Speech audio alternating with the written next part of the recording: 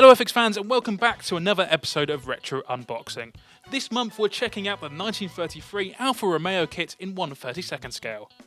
This particular box is from 2004, but the tooling dates all the way back to 1969. Well, let's dive straight into the sprues, and first off we've got the passenger sporting a very sleek bonnet. The 1933 Alfa has made appearances in the range 4 times, with 2004 being the latest. Now on the second sprue we've got our driver missing his arms, so you can pose him gripping that steering wheel tight for those high speed drives. Moving on to the third sprue and we're looking at the wheels. I'm noticing some flash spread around the parts, especially on the smaller pieces, which might make assembly a little bit tricky.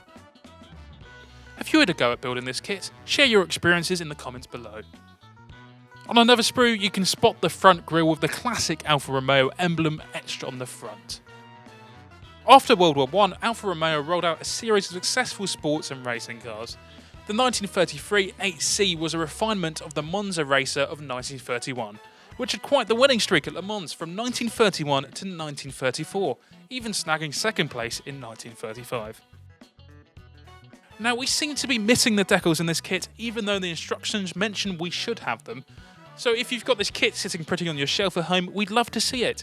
Tag us on social media or shoot us an email at marketing@airfix.com. And if you've got any suggestions for future retro unboxings, send them our way or drop a comment down below.